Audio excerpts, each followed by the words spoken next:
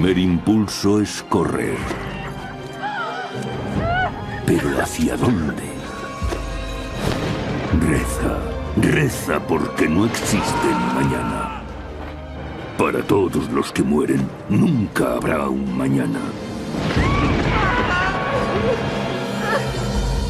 No saben dónde esconderse, cómo salvarse, cómo sobrevivir. Los cuerpos se amontonan. Una tormenta de fuego, violencia y locura. Es la terrible venganza de Dios. Es la peste negra del medievo, el peor desastre biológico de la historia de la humanidad. Es, según el testimonio de un testigo, el fin del mundo. La peste negra, episodio 1.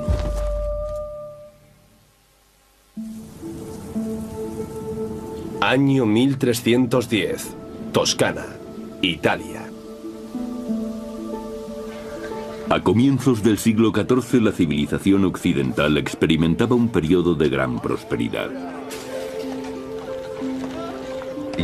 Europa tuvo 3, quizá 4 siglos realmente prósperos. La Iglesia era poderosa y muchos monarcas también. Había crecido el comercio y con él las ciudades. La industria también creció. No hubo catástrofes naturales. El clima fue favorable. Aumentó la tasa de población. En efecto, fue una buena época para Europa. Pero esta expansión está a punto de topar con una nueva realidad. Súbitamente se produce un cambio climático. Las temperaturas descienden, helando las cosechas. Con asombrosa rapidez, los años dorados llegan a su fin y las visiones apocalípticas comienzan a surgir. Llegaron los 4 jinetes del apocalipsis: hambre, plagas, guerras por doquier y la muerte, que no cesa. En la década de 1340, las guerras asolan el continente. La crisis afecta gravemente a los campesinos, pero los nobles ven la oportunidad para hacer fortuna aprovechando el caos. En el año 1333, Eduardo III de Inglaterra es ya un gobernante veterano, y su reino insular no es lo bastante grande para contener su ambición. En agosto de 1347, en Calais, el ejército de Eduardo venció contra todo pronóstico a las tropas de un rival mucho más poderoso, Felipe VI de Francia. Ahora Eduardo controla gran parte del litoral francés, pero el conflicto no ha llegado a su fin. Es el comienzo de la Guerra de los 100 años, que en realidad es una guerra mundial si tomamos a Europa como referencia, pues se ven implicadas España, Alemania, Italia, Francia e Inglaterra. Año 1347. Su rey, Inglaterra. El rey Eduardo promete en matrimonio a su hija Joan con Pedro, príncipe de Castilla. Un pacto tácito con el que podrá extender sus dominios hasta la península ibérica. La unión entre estas dos familias reales provocaría una remodelación del mapa político de Europa, haciendo de la estirpe de Eduardo la más poderosa de la cristiandad. A sus 15 años recién cumplidos, Joan no conocía a su novio ni había estado nunca en España. Como cualquier jovencita, espera que su padre haya elegido para ella un príncipe apuesto, quizá incluso amable en el trato.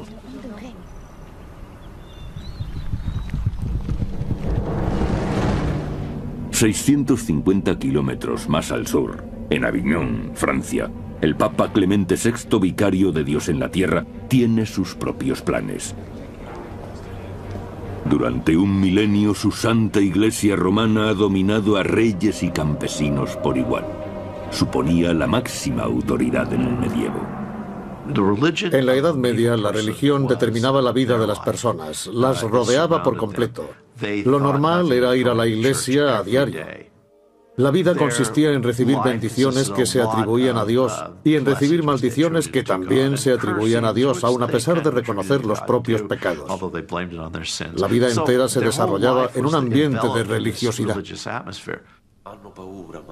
Pero en el siglo XIV, la fachada de la iglesia aparentemente sólida empieza a resquebrajarse. Los sacerdotes eran objeto de duras críticas porque abusaban de su poder. Sabemos de gran cantidad de religiosos que mantenían concubinas y se paseaban por la ciudad en compañía de ellas.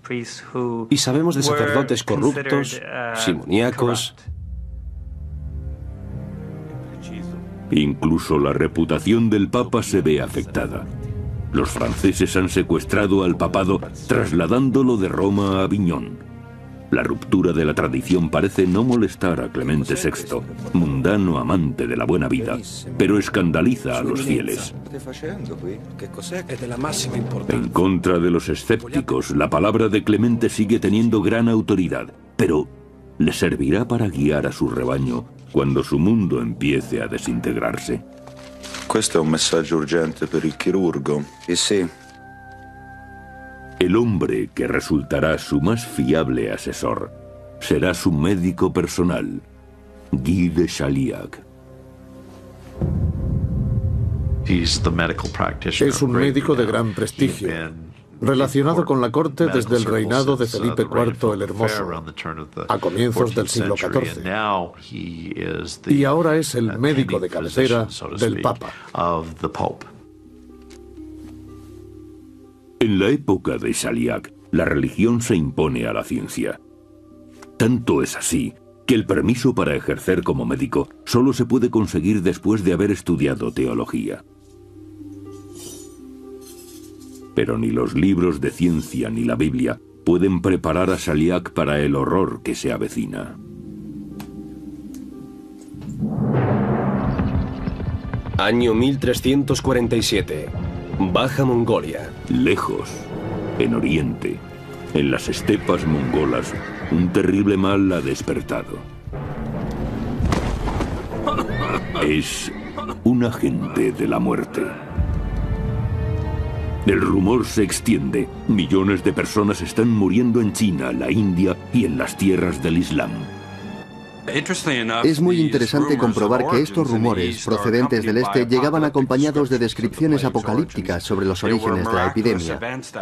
Se hablaba de hechos tales como una lluvia de ranas y serpientes, tormentas con fuertes granizadas y rayos, y finalmente un humo hediondo y truenos espantosos. Antes de 1347 los mongoles parecían imparables. Su predominio en Oriente se mantuvo durante casi 150 años. El imperio mongol se extendía desde las cimas del Tíbet hasta más allá del Volga, y desde Beijing hasta Constantinopla. Lo más importante es que abrieron el comercio entre la Europa occidental y China. Se pudieron seguir rutas a través de Asia Central, gracias a lo cual, especialmente en la segunda mitad del siglo XIII, hubo un periodo de expansión del comercio europeo en Oriente. Pero los mongoles, si bien mejoran las comunicaciones, plantan también la semilla de la destrucción. Las rutas terrestres abiertas por los mongoles a través de su imperio unificado fueron útiles para el transporte de artículos de lujo, especias y seda sobre todo, pero hubo también otro tipo de mercancía que siguió esa ruta, la peste. Implacablemente la peste se arrastra por las estepas, acabando con poblados enteros y dejando tras de sí cuerpos hinchados con bubas malignas.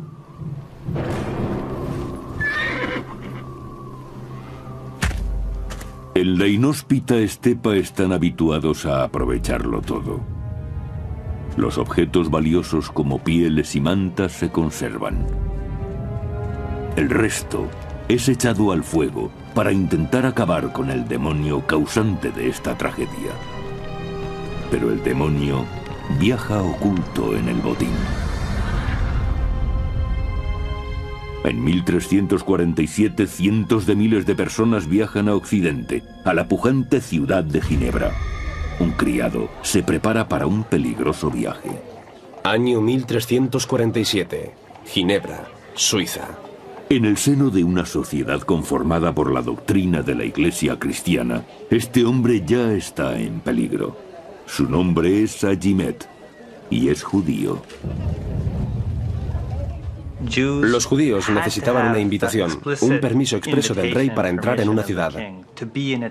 Su estatus no era comparable al de ninguna otra persona, ya que pertenecían y dependían directamente del rey o de un personaje de alta jerarquía como un obispo. Por orden de su rey, Agimet se aventurará más allá de las montañas, a cientos de kilómetros, hasta Venecia, donde podrá adquirir objetos de lujo desconocidos en los mercados ginebrinos. Pero esta expedición también le hará conocer el mayor desastre de la historia. En Inglaterra, a más de 2000 kilómetros al oeste, un jinete se aproxima al término de otro pavoroso viaje. Es un trovador.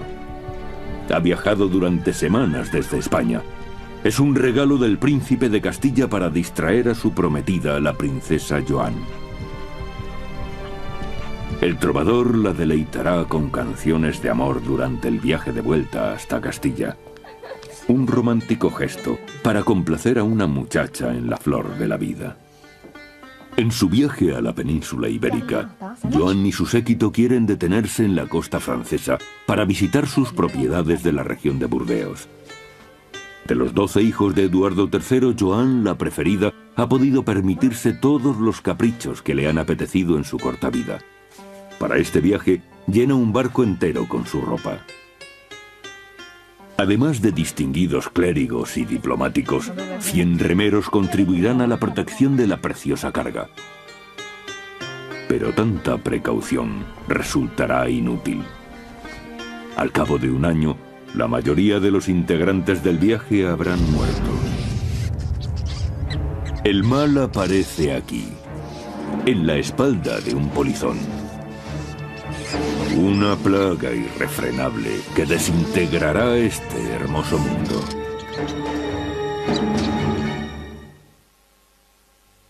Año 1347. Mongolia Inferior. Las rutas comerciales abiertas por el Imperio mongol impulsan la expansión de mercancías y personas, pero también de la peste hacia el corazón de Europa. Viajeros, labradores, nobles, incluso la hija del rey de Inglaterra. Todos se verán frente a frente con el mayor asesino de la historia. La muerte negra.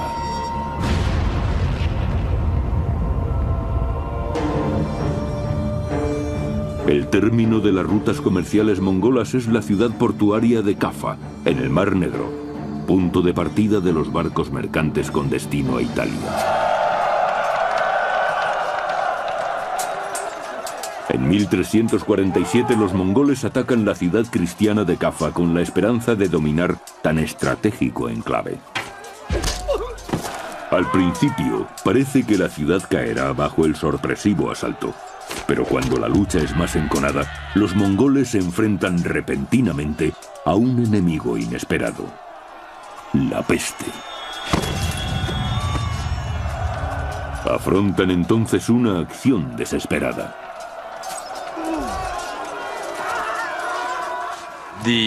Los mongoles contrajeron la peste y debían abandonar el sitio, pero antes de retirarse decidieron catapultar sus cadáveres hacia el interior de la ciudad con el fin de propagar la plaga entre sus enemigos, contagiándola a todos los habitantes de la ciudad.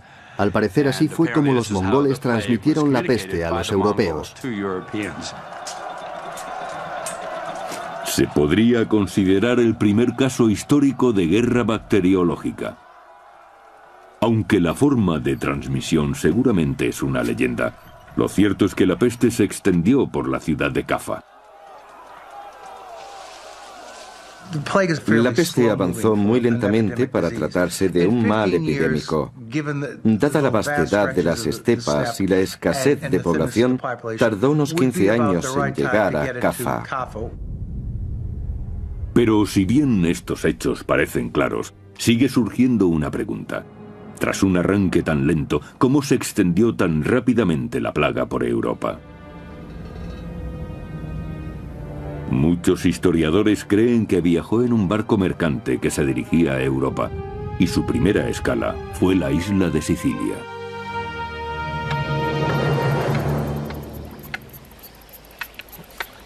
Año 1347. Mesina, Sicilia. Para los habitantes del litoral italiano, las olas siempre han sido portadoras de vida en el Mediterráneo. Pero este año es algo muy diferente lo que llega a sus costas.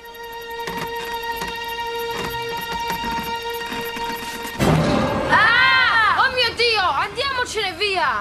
¡Andiamocene! ¡Aspettami! En los puertos de Italia fondean los barcos procedentes del Mar Negro. A bordo transportan algo horrible. Bajo cubierta, los nativos encuentran un cargamento de cadáveres. Los pocos supervivientes dicen llevar la enfermedad pegada a los huesos. Mio Dio, che male è questo? Cuando los habitantes de la ciudad comprenden el peligro, pretenden que el barco salga del puerto, pero ya es demasiado tarde. La peste ha desembarcado y las primeras muertes no tardan en llegar. No se trata de una enfermedad cualquiera, es dolorosa y repugnante. Sus víctimas tienen una fiebre altísima y sufren horriblemente. Al principio debió ser difícil diagnosticar la enfermedad a partir de sus primeros síntomas, tos, fiebre, escalofríos. Luego se producía una fuerte subida de temperatura. Y después, en un segundo brote, aparecen unas bubas que no tardan en desarrollarse.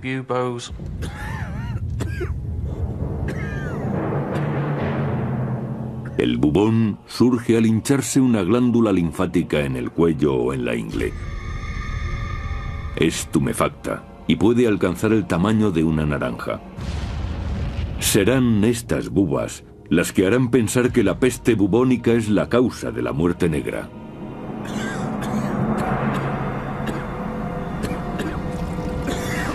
Se puede extender con gran rapidez. Se produce un brote infeccioso, descendiendo rápidamente la tensión arterial y dándose un colapso multiorgánico. El sistema vascular se dilata y aparecen las hemorragias. Los bubones en sí son muy dolorosos. Es una manera horrible de morir.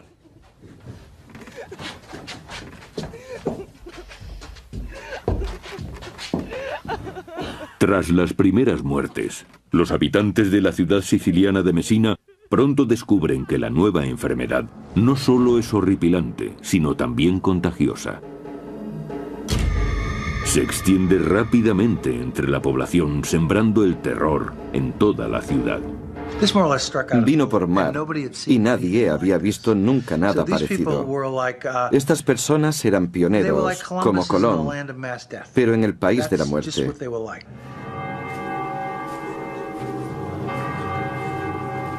Mientras la plaga asola la ciudad de Messina, a los supervivientes solo les queda una última esperanza: suplicar a la Santa Madre de Dios. Los que aún pueden caminar recorren los 10 kilómetros hasta la ermita y transportan la imagen de regreso a la ciudad. Santa Madre, proteggici da questa malattia in nome di Cristo. Según el cronista italiano Michele Di Piazza, a pesar de los ruegos, la Virgen no acude en su consuelo. La llegada de la imagen no favoreció a nadie. La gente de Messina era tan temida y aborrecida que nadie quería estar en su compañía, ni hablar con ellos. Así que al verlos, la gente huía conteniendo el aliento. La presencia visible de la enfermedad marca incluso al que no la padece. Eso es importante, porque crea un estigma social. Aunque todos los isleños rehuyen a los habitantes de Messina, no pueden escapar al contagio. La marca de la enfermedad se extiende por Sicilia a una velocidad endiablada, y el horror apenas acaba de empezar. Entretanto, otros barcos genoveses procedentes de Cafa atracan en la península italiana. Transportan pieles, tejidos y ratas terribles, transmisoras de la muerte. Como un ángel exterminador, la plaga se extenderá por un continente desprevenido, y ahí se inicia el apocalipsis.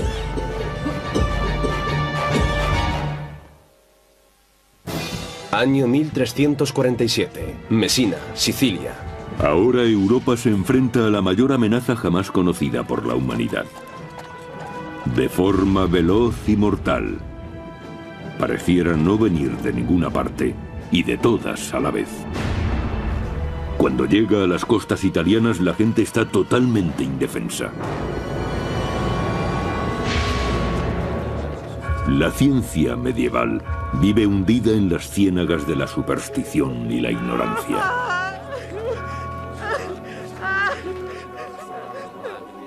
Año 1347. Aviñón, Francia. Guy de Sillac es el cirujano de Felipe VI, rey de Francia, así como del Papa Clemente, que reside en Aviñón. Conocido por su gran inteligencia, fue discípulo de los mejores médicos de Europa en el monasterio de Montpellier. Sus técnicas, como la sangría con sanguijuelas, están destinadas a restaurar el equilibrio corporal del paciente. Las teorías médicas preconizaban el equilibrio de los elementos y especificaban qué tipo de equilibrio necesitaba el cuerpo para mantener la salud. Y la peste era considerada una alteración del equilibrio normal del cuerpo. Curiosamente, una alineación inusual de planetas precede al desastre.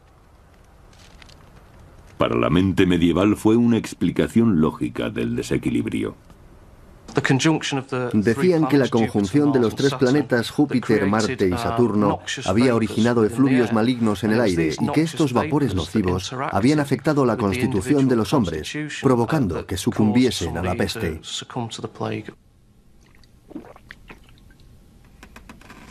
Se trataba de la teoría de los miasmas. La plaga provenía de un miasma, un efluvio maligno. Debo hacer hincapié en que estas explicaciones no eran nuevas, se conocían desde antiguo. Y estaban tan enraizadas que a la comunidad médica le era casi imposible apartarse de esta forma de pensar. Lejos de los centros de poder de Aviñón y París, en las ciudades comerciales de Ginebra o Venecia, el pueblo tiene otras teorías menos sofisticadas sobre el origen de la peste. Han sido adoctrinados desde su nacimiento en la creencia de que tanto las bendiciones como las maldiciones provienen directamente de Dios. En la Edad Media, la relación lógica entre Dios y el mundo implicaba que Dios castigaba al mundo cuando el mundo pecaba. Según el cronista italiano del siglo XIV, Gabriel de Mussis, el castigo es algo merecido. Dios Todopoderoso vio que la especie humana se revolcaba en el lodo del pecado y la perversión, en el cielo de las malas acciones. Los hombres se dieron a numerosos vicios, ahogándose en un mar de depravación debido a su ilimitada capacidad para el mal. Ahora sabemos que no fueron los pecados ni el mal lo que atrajo a la peste negra. Era una enfermedad contagiosa, pero incluso hoy en día se sabe poco sobre ella.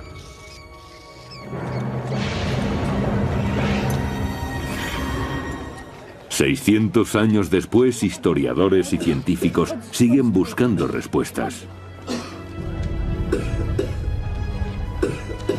El quid de la cuestión radica en la forma de transmisión de la enfermedad, cómo se propaga y qué condiciones se dan para que esto ocurra. Se dan un cúmulo de circunstancias que emergen en un lugar y en un momento determinados. Durante más de un siglo, la teoría más comúnmente admitida apuntaba que la llamada muerte negra era la peste bubónica. Causada por una bacteria llamada Yersinia pestis, es transmitida por pulgas y requiere un entorno muy particular para desarrollarse. En muchos sentidos, la Europa medieval parecía cumplir estas condiciones. Aglomeraciones urbanas, basura en las calles, un entorno insalubre en el que proliferaban las ratas y con ellas también las pulgas.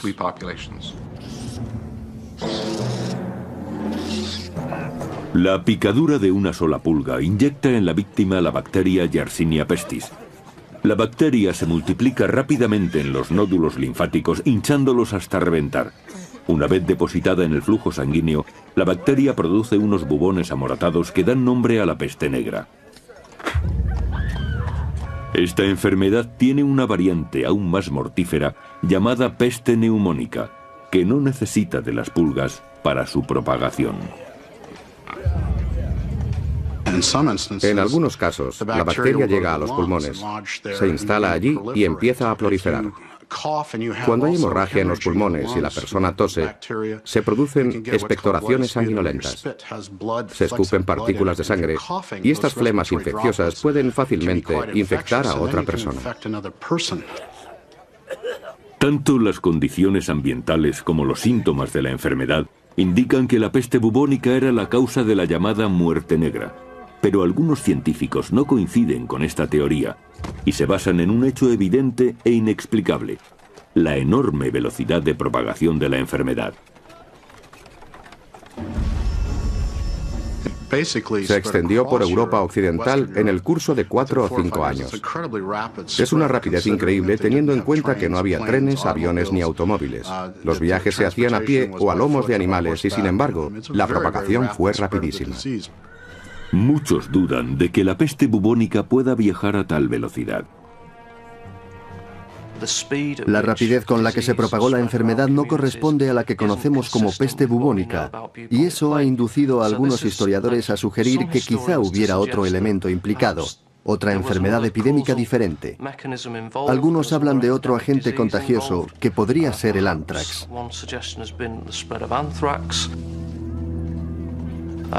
También hay expertos que piensan que podría haberse tratado de un virus tipo ébola.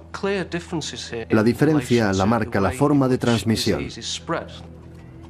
¿Por qué nos interesa hoy conocer la verdad sobre una enfermedad que se extinguió hace siglos? Muy simple. Comprender la peste negra podría ser fundamental en nuestra lucha contra las próximas catástrofes que se ciernan sobre la humanidad. Pero hasta hace muy poco, parecía que las claves del misterio habrían muerto con las víctimas de la pandemia. Pero, ¿fue realmente así? En Montpellier, Francia, un enterramiento múltiple de 650 años de antigüedad permite a la moderna tecnología seguir aquel rastro que parecía perdido.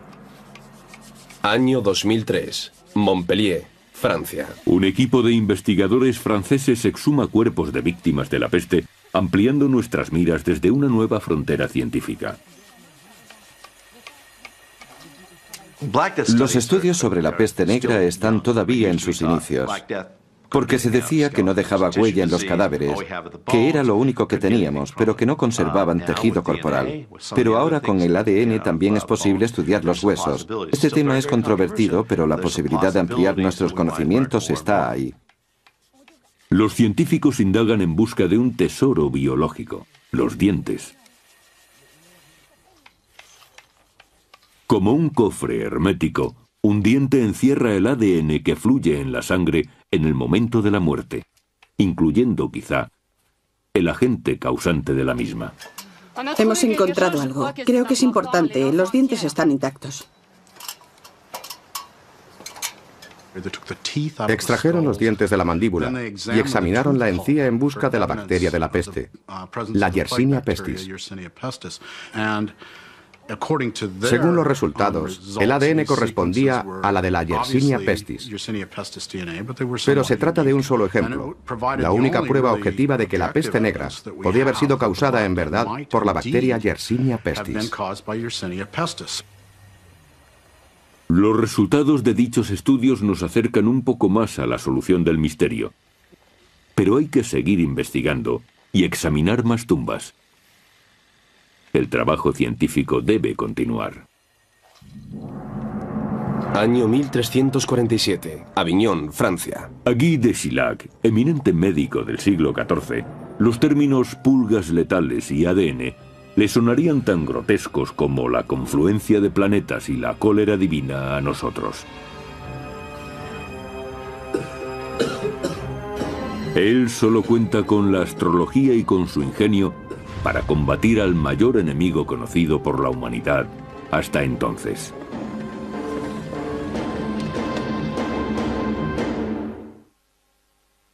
Año 1347. Mesina, Sicilia.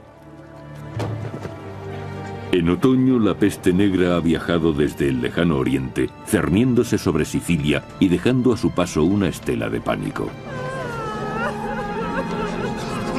Es un desastre sin precedentes. Parece que Dios hubiera abandonado a sus hijos. Año 1347. Venecia, Italia. En Venecia, Agimed, el sirviente judío de un varón suizo, encuentra todo lo que su señor le ha encargado: azafrán, canela, sedas y pieles. Pero también algo más, pues entrado el otoño, los barcos mercantes de Oriente traen la muerte consigo. El cronista italiano del siglo XIV, Gabriel de Musis, pone voz al horror de los marineros que inadvertidamente llevan consigo la epidemia. Para angustia nuestra, transportábamos los dardos de la muerte. Al hablar, nuestros labios esparcían veneno en derredor. Por supuesto, no tenían ni idea de que la peste se extendiera mediante una bacteria, organismo microscópico que no puede apreciarse a simple vista. Pero se dieron cuenta de que la enfermedad podía transmitirse de una persona a otra. Cuando Agimed inicia el regreso a Génova, el mundo que deja atrás empieza a desmoronarse. Los venecianos agonizan y mueren en la increíble proporción de 600 al día.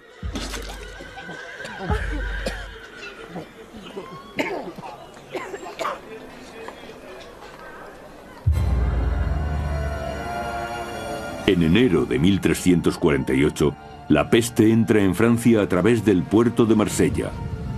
Viaja en barco. Por vía marítima también se traslada a España.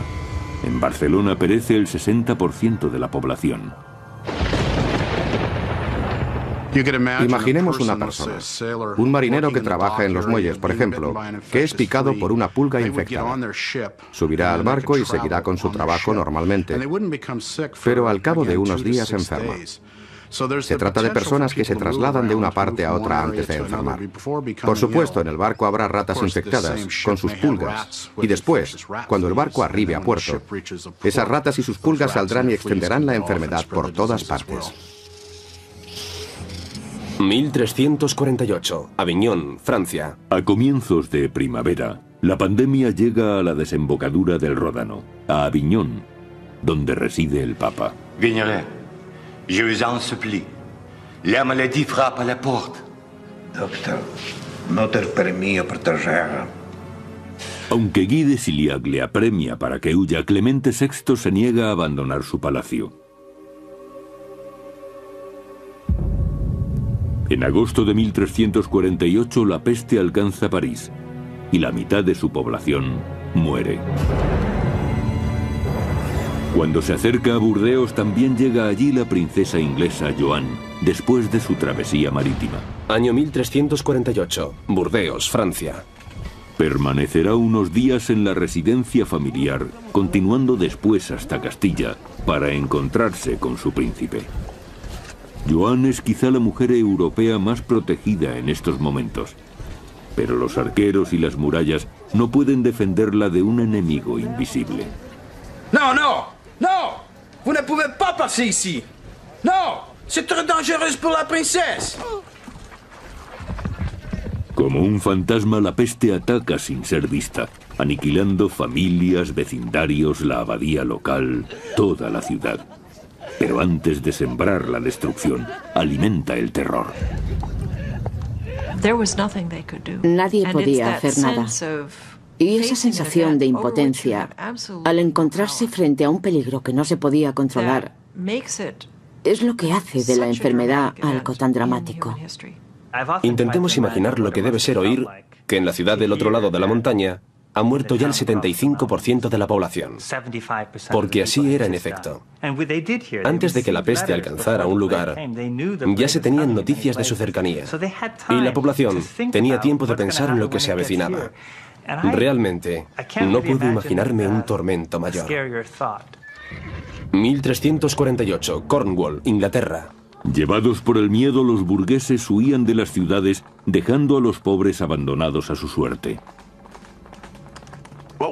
En las obras literarias de la época se habla de la cobardía de estos personajes, de los ricos que escapan de la ciudad. ¿Quién queda, pues, para hacer frente a la muerte? ¿Quién queda en las ciudades sufriendo sino los pobres, los que no pueden huir como lo hacen los ricos? En Inglaterra, Eduardo III y su hijo mayor se retiran a una de sus propiedades campestres, cerrando el paso a los visitantes.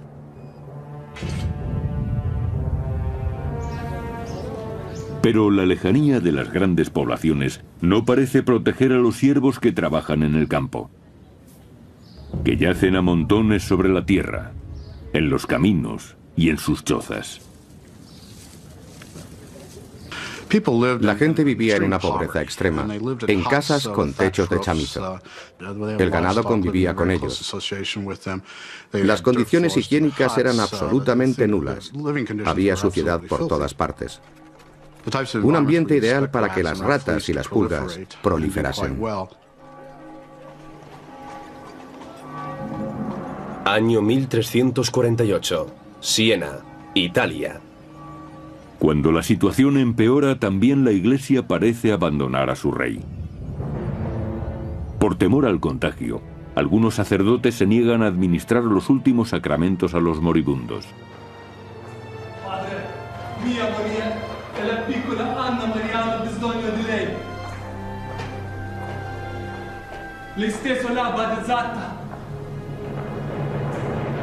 Para las gentes del medievo, morir sin recibir los últimos sacramentos es una perspectiva más aterradora que la propia muerte.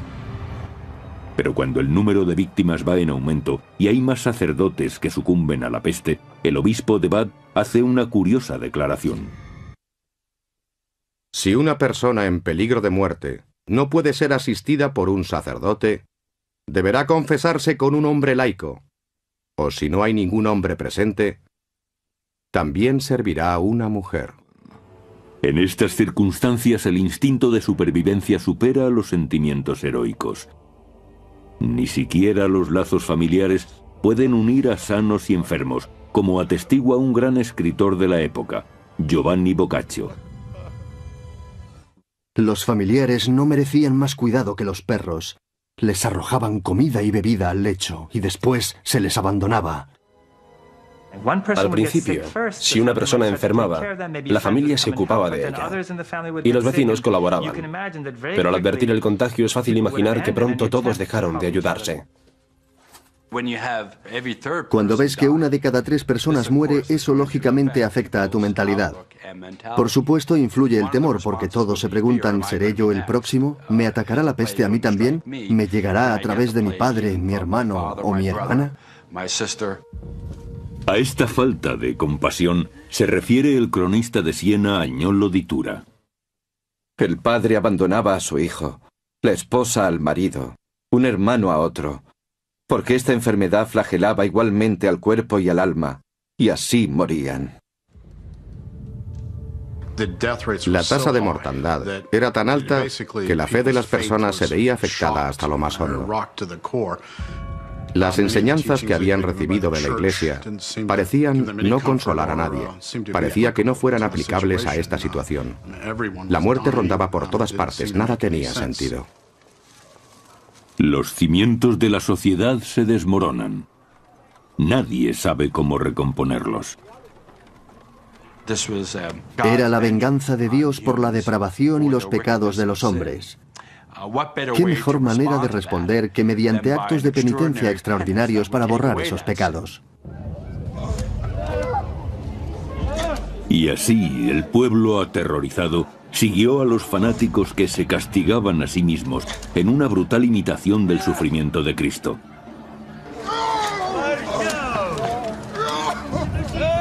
El fanatismo llevó a las masas a una histeria general que desembocó en persecuciones y asesinatos.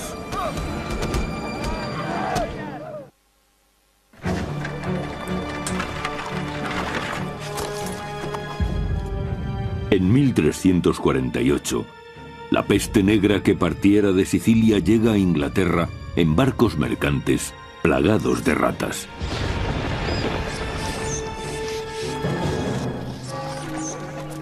Ya ha costado millones de vidas.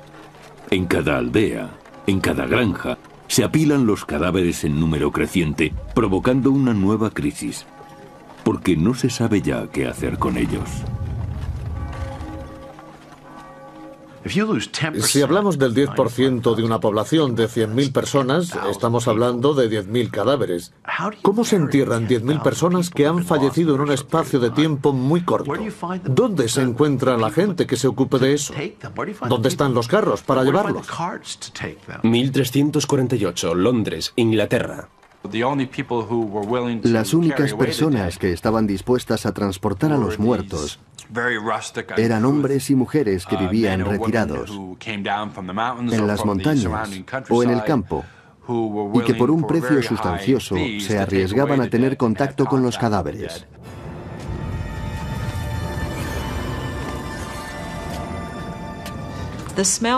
El hedor debía de ser espantoso. Y la gente trataba de combatirlo haciendo fuego y vertiendo en él algo dulce. Así pretendían enmascarar la fetidez del ambiente. Tampoco podían hacer mucho más. Durante el verano de 1348, en Londres, hay que buscar enterramiento para casi 300 cadáveres al día. Y en Aviñón es todavía peor. En solo 6 semanas, 11.000 personas son enterradas en un solo cementerio.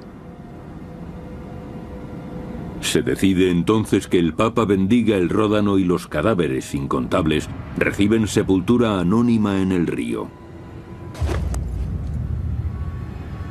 Pero quizá eso sea preferible al enterramiento en masa que se practica en Italia. Los enterraban por capas, como en una lasaña. Echaban una capa en el fondo, un poco de basura encima, más cadáveres, más basura, una tercera capa y los cubrían. En la región de la Toscana, en Siena, la mortandad es ya incontrolable. La mitad de la población ha caído víctima de la peste. Un ciudadano de Siena, Agnolo di Tura, se lamenta amargamente.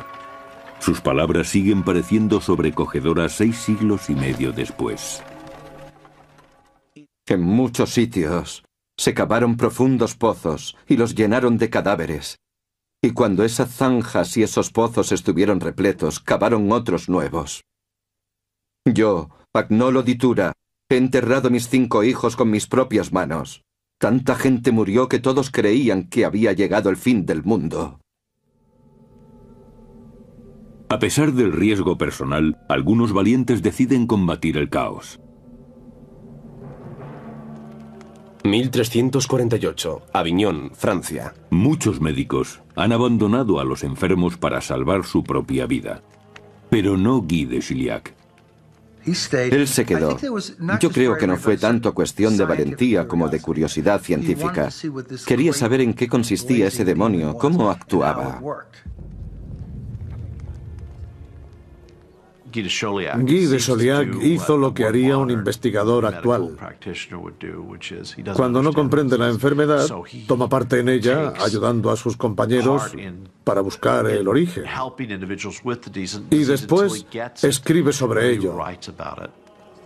En su interesantísimo diario, el médico redacta un minucioso catálogo de todos los síntomas del mal, y también de su progresión, tomando nota de aquellos tratamientos que parecían ser más efectivos. Al parecer, en el verano de 1348, Guy de Chiliac prescribió el fuego para prevenir al Papa Clemente VI del contagio. A cada lado de la silla papal son colocados 4 grandes barreños llenos de aceite y se les prende fuego. Se erige un muro de llamas contra los estragos de la peste. El Papa se aisló de la sociedad, por así decirlo, recluido en una habitación interior y custodiado por el fuego. Clemente se oculta en su propio infierno, todo con el fin de mantenerse fuera del alcance de la peste.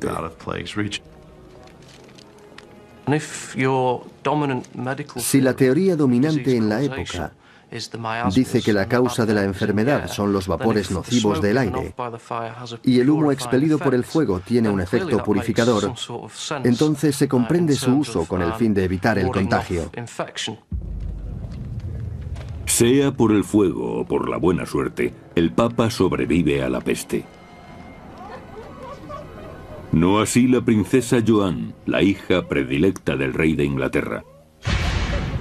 Al igual que casi la mitad de la población europea, también ella cae víctima de la peste negra. Su padre, Eduardo III, no puede más que lamentarlo. La destructiva muerte que se apodera igual de jóvenes que de viejos ha arrancado de nuestro lado a nuestra hija más querida, a la que amábamos sobre todas las cosas.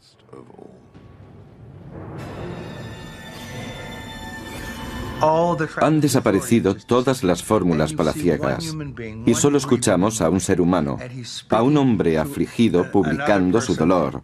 La sinceridad de sus palabras es patente 700 años después, a pesar de su tono autoritario.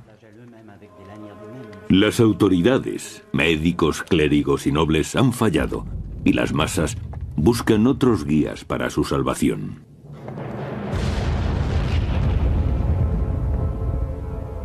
En la región de Renania, en Alemania, los fieles actuarán por su cuenta. Año 1348, Friburgo, Alemania. Se les conoce como los flagelantes. Son fanáticos que creen que Dios se apiadará de ellos si remedan la pasión de Cristo.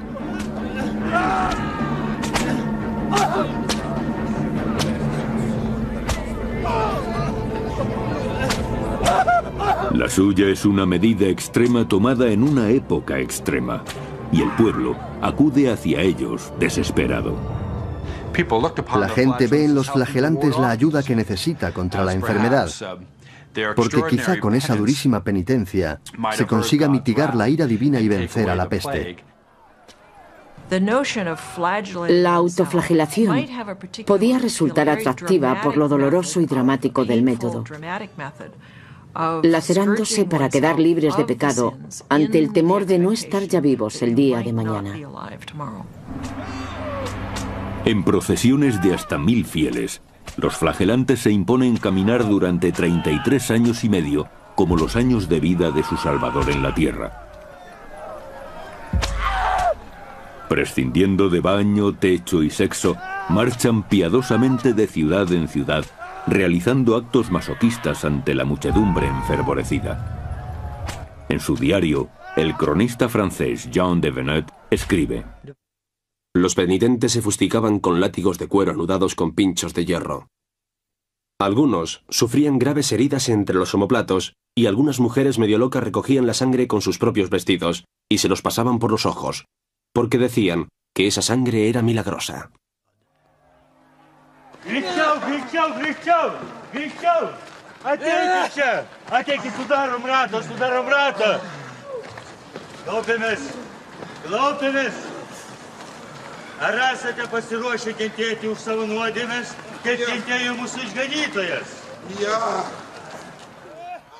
El Papa Clemente se siente amenazado ante la creciente influencia de los flagelantes.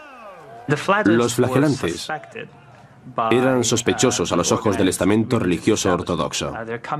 Cuando llegaban a una población, solían provocar un gran revuelo, acompañado muchas veces de protestas contra las autoridades locales y las órdenes religiosas.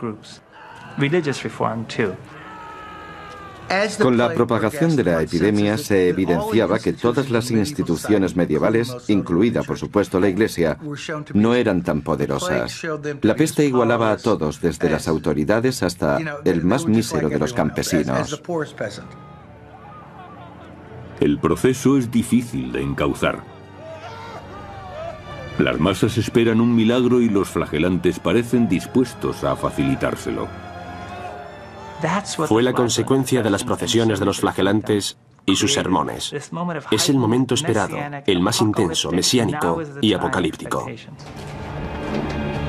En 1348 estalla una vorágine de odio más perniciosa que la misma peste negra. La conmoción da ahora paso a una caza de brujas. Hay que responsabilizar a alguien de la catástrofe y debe pagar por ello. En un torrente de histeria y miedo, las masas se desahogan con los inocentes, provocando un baño de sangre de proporciones terribles.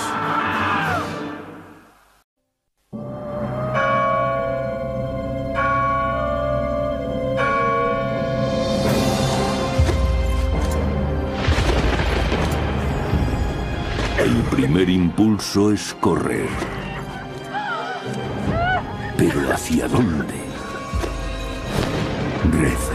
Reza porque no existe el mañana. Para todos los que mueren, nunca habrá un mañana.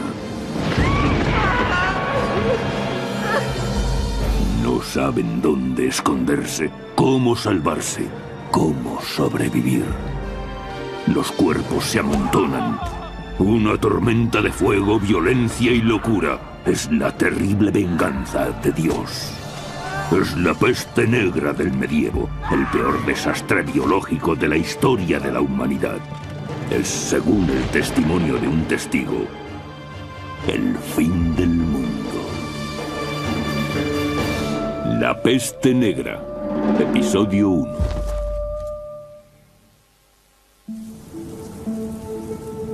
Año 1310, Toscana, Italia. A comienzos del siglo XIV, la civilización occidental experimentaba un periodo de gran prosperidad. Europa tuvo 3, quizá 4 siglos realmente prósperos. La Iglesia era poderosa y muchos monarcas también. Había crecido el comercio y con él las ciudades. La industria también creció. No hubo catástrofes naturales. El clima fue favorable. Aumentó la tasa de población. En efecto, fue una buena época para Europa. Pero esta expansión está a punto de topar con una nueva realidad. Súbitamente se... El hombre que resultará su más fiable asesor será su médico personal, Guy de Chaliac. Es un médico de gran prestigio, relacionado con la corte desde el reinado de Felipe IV el Hermoso, a comienzos del siglo XIV. Y ahora es el médico de cabecera del Papa. En la época de Chaliac, la religión se impone a la ciencia. Tanto es así que el permiso para ejercer como médico solo se puede conseguir después de haber estudiado teología. Pero ni los libros de ciencia ni la Biblia pueden preparar a Chaliac para el horror que se avecina. Año 1347. Baja Mongolia. Lejos, en Oriente, en las estepas mongolas, un terrible mal ha despertado. Es un agente de la muerte. El rumor se extiende. Millones de personas están muriendo en China, la India y en las tierras del Islam. Es muy interesante comprobar que estos rumores procedentes del este llegaban acompañados de descripciones apocalípticas sobre los orígenes de la epidemia. Se hablaba de hechos tales como una lluvia de ranas y serpientes, tormentas con fuertes granizadas y rayos, y finalmente un humo hediondo y truenos espantosos. Antes de 1347 los mongoles parecían imparables. Su predominio en Oriente se mantuvo durante casi 150 años. El imperio mongol se extendía desde las cimas del Tíbet. Cualquier jovencita espera que su padre haya elegido para ella un príncipe apuesto, quizá incluso amable en el trato.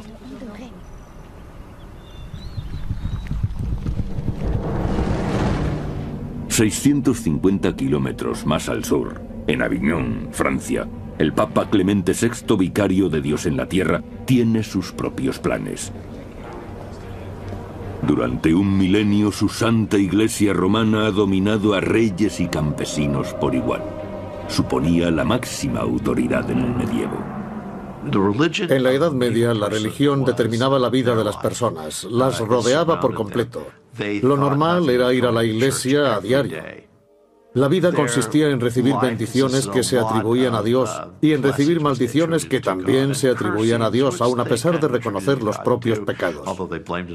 La vida entera se desarrollaba en un ambiente de religiosidad. Pero en el siglo XIV, la fachada de la iglesia aparentemente sólida empieza a resquebrajarse. Los sacerdotes eran objeto de duras críticas porque abusaban de su poder. Sabemos de gran cantidad de religiosos que mantenían concubinas y se paseaban por la ciudad en compañía de ellas. Y sabemos de sacerdotes corruptos, simoníacos. Incluso la reputación del Papa se ve afectada. Los franceses han secuestrado al papado, trasladándolo de Roma a Aviñón. La ruptura de la tradición parece no molestar a Clemente VI, mundano amante de la buena vida, pero escandaliza a los fieles. En contra de los escépticos, la palabra de Clemente sigue teniendo gran autoridad, pero ¿le servirá para guiar a su rebaño cuando su mundo empiece a desintegrarse? Produce un cambio climático. Las temperaturas descienden helando las cosechas. Con asombrosa rapidez los años dorados llegan a su fin y las visiones apocalípticas comienzan a surgir. Llegaron los 4 jinetes del apocalipsis: hambre, plagas, guerras por doquier y la muerte, que no cesa. En la década de 1340, las guerras asolan el continente. La crisis afecta gravemente a los campesinos, pero los nobles ven la oportunidad para hacer fortuna aprovechando el caos.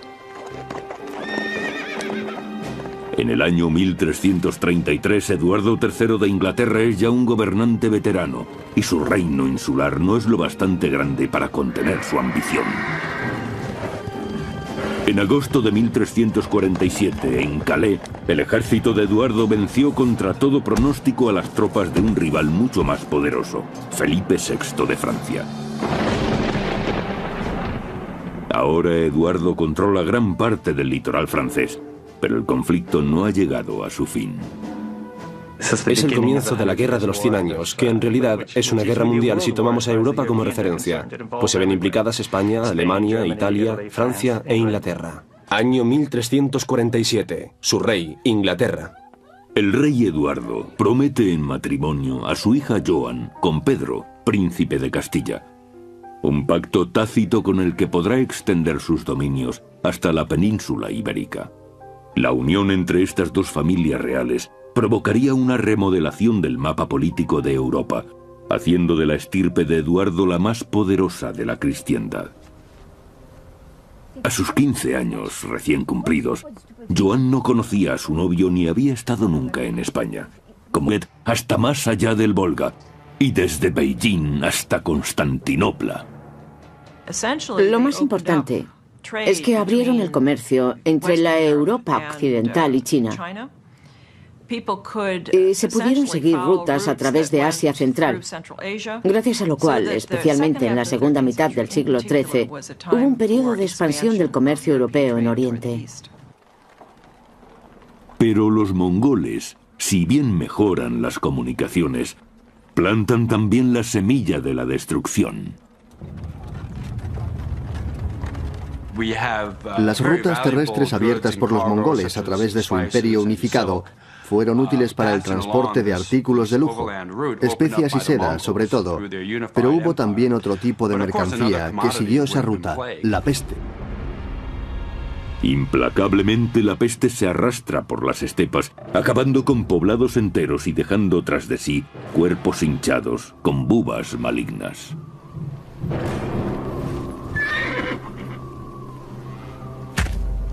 En la inhóspita estepa están habituados a aprovecharlo todo.